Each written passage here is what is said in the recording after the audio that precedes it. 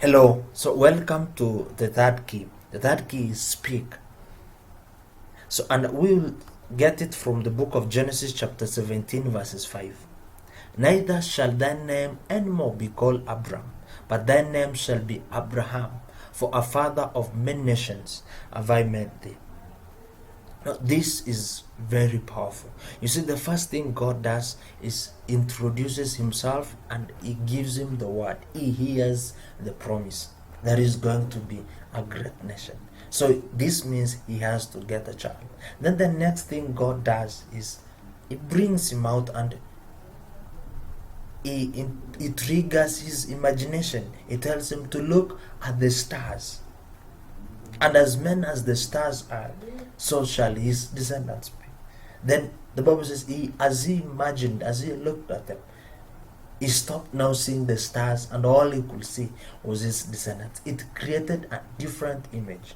Now, after the image had been created, the Bible says he believed God. And because now he believed God, it was counted unto him as righteousness. And now, the next step. Now, of course, God used to give him part by part. The first time he visited him and he left. The second time he came and he left. Now the third time when he comes, oh amazing. He says, now I'm going to change your name. I'm going to change, in other words, your language. People have been calling you Abram, which means assumed father, to Abraham, a father of many nations. Can you imagine? Now the neighbors, because the neighbors did not see God visit Abram, the following day they come, call him Abram. Then he tells him, no, I'm not Abram. I'm no longer Abram.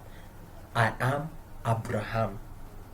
Now, in Hebrew, they understood the importance of words. So, I know the questions that were in their minds will be like, but you don't have any child. You are an assumed father. Why will you want to call yourself Abraham? You don't have any father. You're not the father of many nations.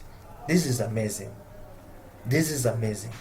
But even before he got the child, God already changed his name. So the language now was a father of many nations. So he began speaking his faith. He began speaking what he had imagined. He began speaking the image. Can you get that? You know, I laughed when I thought about it.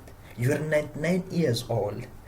You don't have a son. This is the normal world. You are 99 years old. You don't have a son. And then from nowhere, because nobody saw God visit you, you begin calling yourself father of many nations. This is ridiculous because this is the same thing people do. Like someone who wants, I remember one time my director was saying, before even she wrote the book, she started saying she has a book. You see, but people will look at her and say, where is the book? You understand what I'm saying? But it looks ridiculous. Huh? But what people didn't know is that Abraham had already conceived it on the inside. This is what makes the difference.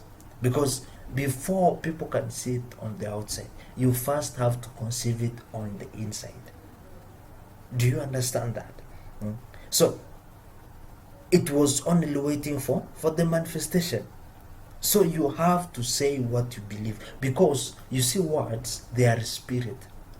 Once you imagine, that thing is created in the spiritual realm. But only words have the ability to bring it forth from the invisible to the visible.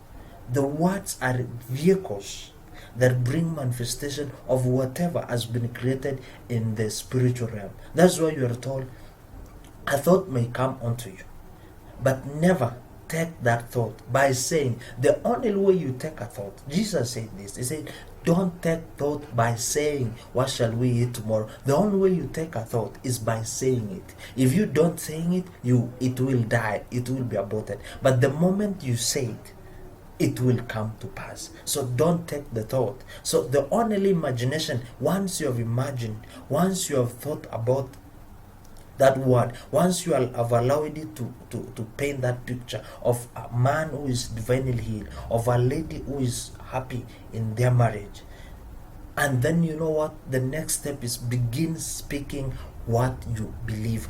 Don't change. Don't change your believing. Even when Abraham started believing it, saying it, I know people doubted, but later they were proved wrong. Even this can give you support. In the book of Romans, chapter 4, verse 17 says, as it is written, I've made thee a father of many nations, before him whom he believed, even God, who quickeneth the dead, and calls those things which be not as though they are. Can you imagine? It says, and now this is also where many Christians make the mistake. You see, it says, calls those things which be not as though they are. Christians speak what we have. But you know what? We can have what we say. Did you get that? Christians say what they have, but we can have what we say.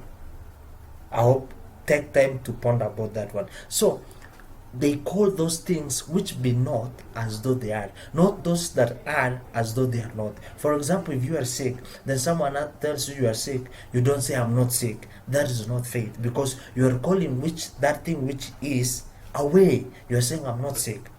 You see, if you don't have money, you say no, I have money, yet you don't have money. So what you do is you call that thing which is not as though it is.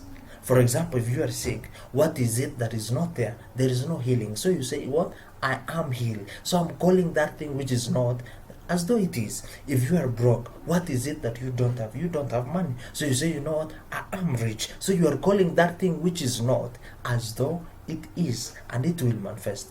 This is how faith works. So you call that thing which is not as though it is. So you manifest. You believed that you are healed. You believe that your marriage is good. Yeah, it doesn't look so. That is why it says those things that be not as though they were. So the marriage doesn't look good. So how do you say? You say my marriage is blessed. So you are calling that thing which is not as though they were. For example, if you are calling your dog, if your dog is not here, so what do? You don't say, oh, my dog is not here. It will never come. But if you say, dog come, then it comes. You see, you call that thing which is not as though they are. And I hope you got that. So these three keys can really help manifesting the promises of God. God bless you.